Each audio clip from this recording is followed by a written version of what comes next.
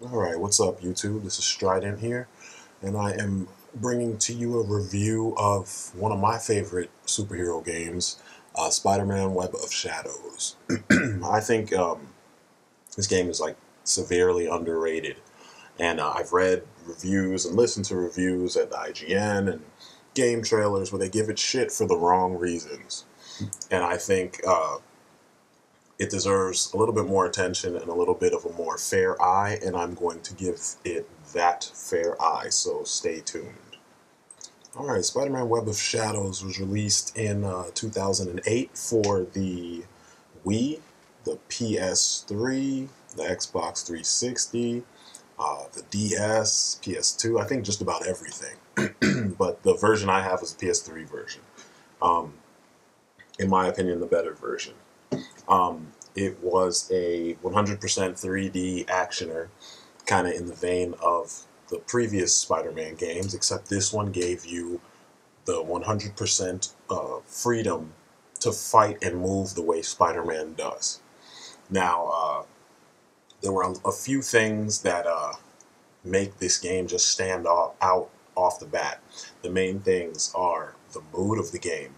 I mean, right off the bat, this game begins with one of the most somber, dark kind of intros that I've ever seen for a Spider-Man game. Because typically Spider-Man is a little bit more happy-go-lucky because he's a light-hearted character. I mean, friendly neighborhood Spider-Man. This story puts your friendly neighborhood Spider-Man in one of the shittiest situations, and then you have to kind of figure out how to get out of that situation. And it kind of does the Pulp Fiction thing where it begins towards the end, which is kind of cool because, you know, typically that's not how Spider-Man games work. Um, I don't know what it sets up, though, is a really dark mood and a very serious mood, and it lets you know what's going on and what you're in for the rest of this game, as an intro should. Off the bat, another huge component to this game is the ability for Spider-Man to switch between the black symbiote suit and his regular red and blue duds. Both suits kind of give him different abilities. You know, your red and blue, you have your standard good abilities where you're not pummeling the shit out of people to the umpteenth degree. But then with the black suit, you have the ability to really deal some serious damage and kind of overdo the beatings that you put on some of these characters. I'm talking like stretching the symbiote out, grabbing people and just slamming them like a sack of potatoes back and forth on the ground. Really adds to the evil nature of that suit. So this game was designed with combat in mind. Unlike previous games where all you do is you just dial in a combo to figure out, you know, find which one works the best for you. And all the combos are relatively similar and they're just variations. You have a little bit of that, but they added the ability for you to bounce around and web zip from enemy to enemy exactly the way you've seen Spider-Man fight in comics. Now, my gripe with this system is not the fact that they changed the system, it's the fact that they omitted something that was awesome that was in the Spider-Man 2 movie game. Your spider sense in this game allows you to pinpoint where enemies are, and it also allows you to figure out where which enemies are symbiotes and which ones are just regular people, which comes in handy. But they took away the ability for your spider sense to be like your last minute dodge. In the other game, Spider-Man 2, when an enemy was going to attack you, the spider sense would go off and you had a split second to hit the circle button. And if you did it successfully, in time with the enemy attack, Spider-Man would dip or dodge in some fantastical way, which was awesome. I mean, when you do the fight with Doc Ock on the train, it actually comes in handy because it gives you that extra speed and that extra, you know, flash that you saw in the movies when Spider-Man was fighting, you know, whatever foes that were, you know, fast or, you know, tougher than, you know, the average foe. In this game, your spider sense only does it's only used to track things, which kind of sucks because Spider-Man is an agile character and they needed to throw that in there. But besides that, you still feel like Spider-Man. Things happen around in the environment. You know, you're swinging around and you see symbiotes attacking people. and you have to save them. It might be someone driving and their car is swerving all over the place, and there's symbiotes on the hood of the car and on the trunk of the car trying to get in. And you have to zip down there, beat them up, stop the car, save the person. Sometimes, in the middle of a battle with something, someone might hit a car. The car might blow up, sending the passenger airborne. And you're prompted quickly to hit, I think it's L2, whatever your web button is, or circle sometimes. And Spider-Man will do different things. Either he'll zip to that person, save them, allow you to put them down where you feel, they'll be safe, or he will shoot web on them and create a parachute for them to sail to safety somewhere else. Now, these things are like awesome because when you read Spider-Man comics, these are the things that he does. And I know many of you are like, well, you're a DC, you don't read Spider-Man comics. No, I actually grew up on Marvel comics first. Spider-Man, X-Men, and Ghost Rider were some of my favorite books. It's just over the years, these things have changed. But yeah, Spider-Man would always find a way to save, the pedestrians and, just random victims of this, the fight that's going on. And he'd always try to put himself between them. And in this game, you actually get to do that, which makes you feel more like Spider-Man, which is awesome. It's something that I needed from the previous games that we never got. So kudos to, I think, Shaba Games for that. Another awesome detail that they added to this game is the ability to team up with other heroes that live in New York, which is awesome, because if you've ever read a Spider-Man comic, then you know for sure that there are a shitload of heroes in the Marvel Universe that are from New York. Maybe the majority of the Marvel Universe is from New York. You team up with, as I pictured here, Moon Knight. You can team up with Luke Cage. He kind of helps get you ready for the game. There's like a pretty huge tutorial section. He actually, to me, is the worst voice actor in the game, or he has the worst voice actor in the game. He sounds like he's got a mouthful of marbles or water or something. He just sounds like pure slave dude, but you got him. You got Wolverine, of course. I mean, what game is Wolverine not in? Wolverine is actually one of the cooler teammates that you have. A cool thing about when you activate all these characters is, say you've beaten the section that unlocks the character for you. When you call them to help you, Wolverine and Moon Knight seem to fight the hardest. Black Cat is probably one of the more random people that come in to help you, but it's a cool idea. I've purposely been vague about the exact details about the plot, simply because I don't want to give away too much, because for those of you who haven't played it, it might, it might spoil the surprise for you. But the overall idea is that you are thrown in the center of a remake of Spider-Man's whole symbiote saga. So the whole of New York is slowly being invaded by the race of symbiotes that Venom and Spider-Man's infamous black suit were a part of. And various things happen to various characters, and the idea is Spider-Man is in the center of it, believes he is the reason for it, and feels that because he's the reason for it, he's the only one who can stop it. So it's pretty interesting to see all the events unfold, and I think, considering it is a Spider-Man game and it's an all ages game too, they did a good job. Nothing in the game is perverse. Nothing in the game is, it's not Grand Theft Auto.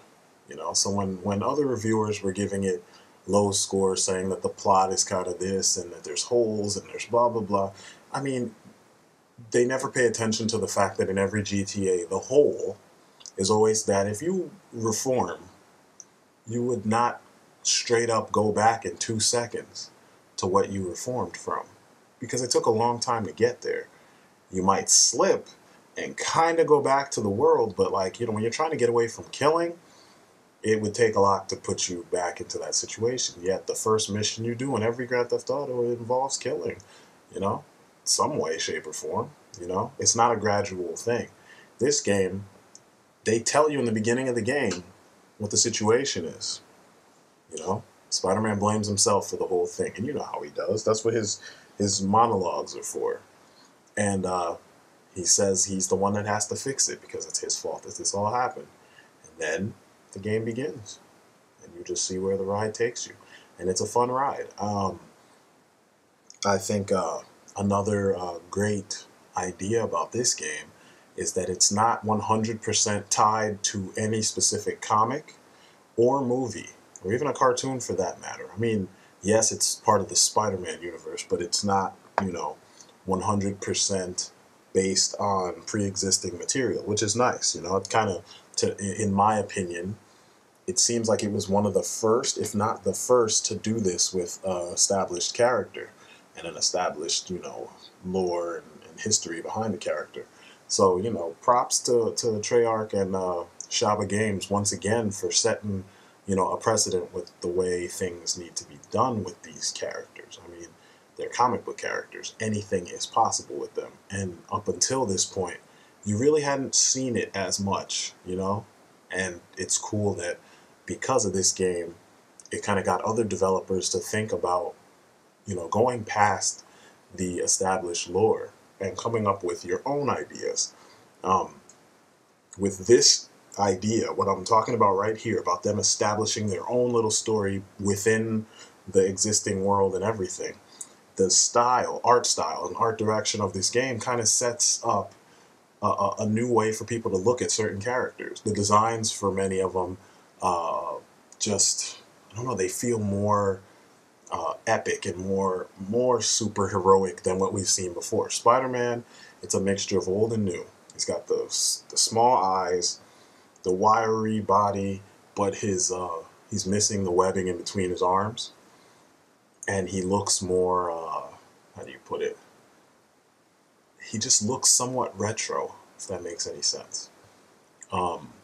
It brings to mind artists like Alex Saviuk and what's the other guy's name? Epting. Steve Epting, I think his name was. These are old artists from like 80s and 90s that did Web of Spider-Man, Spider-Man Saga, stuff like that. That, right now everybody's on this kick to try and imitate or outdo Mark Bagley. But this harkens back to the styles that we haven't seen in a while. And I think it works. Characters like Rhino, his suit actually looks like plates of concrete, which, if you've read the books, that's what the Rhino suit is supposed to be made of. Moon Knight. I always hated Moon Knight. I thought he was interesting for like 2 issues, and these were old issues in the 80s when I was like really young, like 5 or 6. And then, I was like, this is a Batman ripoff. But then more I read into him, I see where they started to go in another direction with him, and I'm like, huh. But the design of his costume never followed the direction of the book overall. When you look at the design of the costume in this, he looks kind of crazy. His costume is stitched up, but there's pieces that kind of harken to Egyptian style. And it's kind of nice because if you know his plot, there it is. Characters like Black Cat, I've always hated Black Cat, just a generic wannabe Catwoman with powers. And I think they need to fix that. Either get her out of there like they did in Ultimate Spider-Man and make her a completely different type of character, or just revamp the type of cat that you imitate. Because you look at her, she looks like Catwoman with white hair. And to me, that's just lame. But even in this game, her design is actually not bad. And this is kind of all across the board except for fucking Luke Cage. Luke Cage. I don't know why they can't just get him right. Anyhow, design-wise, this game is pretty damn awesome. Okay, I'm going to be extremely real with you. There is no point to playing an action game without standout moments or standout epic boss battles. There's just no point. The whole reason why you want to play this game is because you want to be Spider-Man. The things that put you to the test of being Spider-Man is how you deal with the bosses. The day-to-day rigors are the day-to-day rigors. That's so you get used to playing the game and you understand what the moves are. But you really want to play as Spider-Man so you can fight the bosses. Playing this game does not disappoint in the area of boss battles. The boss battles are all pretty epic. I mean, they kind of get crazier as the game goes along, but they're pretty epic. And it's like everybody took a cue from God of War and started making their boss battles more cinematic with QTEs intertwined with the real-time combat. This game is no exception. That's pretty much how all the boss battles are. Um, the standout boss battles to me are all the aerial ones, which are like the majority of them are when you're fighting the Vulture. Now, you fight two versions of Vulture. I'm not really going to go into detail, but let's just say the first time you fight him has, excuse me, the most, probably one of the most epic Spider-Man agility scenes that you've seen in a long time, at least that I've seen in a long time. Uh, it had me amped to see what the next part was going to be. Um, the final battle is actually pretty cool too. There's a lot of agility involved in that too. Actually, the final mission is nothing but agility, and it's awesome. So yeah, to all the magazines that dissed the game, they clearly weren't playing it for the same reasons why the majority of us were playing it. And I'm telling you, if you are just a fan of Spider-Man, fan of superheroes in general, and you want to, you know, feel like you have Spider-Man's abilities, this is pretty much that game. The next best thing would be Spider-Man 2 for the PS2 and the GameCube and Xbox, I think. But this game makes you feel like Spider-Man. You team up with your buddies just like the old books. You're swinging around New York just like the old books. New York is in peril just like the old stories, just like the cartoons, just like everything you've ever seen with Spider-Man just about. And the scale of what you do and what you're dealing with is pretty large. You know, it's pretty damn large. It's not some run-of-the-mill BS that just kind of feels like, you know, a big city is in danger. This is like the real deal. The scale of you in comparison to everything else. You're a little guy. So you do get that feeling like the world is on this little guy's shoulders. Yes, because of the nature of the game. It's action. You kick, punch, web, swing, web ball, everything. So of course, it's going to get repetitive. But if you're here, chances are you like that. So, you know, the repetition only comes into play for those elitist assholes that play games just so that they can sound intelligent about them. If you are trying to have fun, this is that game. And, I mean, there's not that much more for me to say. On a scale from 1 to 10, I would give this game an 8. I give it an 8 instead of a 10 because of the little details that I explained that I didn't like. Stuff like the lack of the spider sense as your defensive, you know, weapon, like in Spider-Man 2. The fact that certain characters weren't designed as well as other characters, and their voice actors were kind of bad. The other thing that I wasn't really a huge fan of is some of the interactions with things in some of the missions, you know? Some of them just seem like busy work. And that's really my only gripes about this game. Besides that, this game is a winner. This is almost a 100% winner. So like I said, 8 out of 10. If you don't have it, haven't played it, rent it at least, pick it up. I think it's a must buy if you're a Spider-Man fan. Because so far, this is better than that stupid Shattered Dimensions. It just looked better. It's better than Ultimate Spider-Man, which is a good game, but this one improves on a lot of things that were absent or that weren't well done in that game. And it's just, you know, it's a fun game. So, you know, pick it up, check it out, see if you enjoy it. And yeah, this has been Strident. And if you like what you just heard, you know what to do. Click the subscribe button, click the like button, tell your friends to check out the video, and, you know, check out this game. Have fun. All right? All right, I'm out. Peace, guys.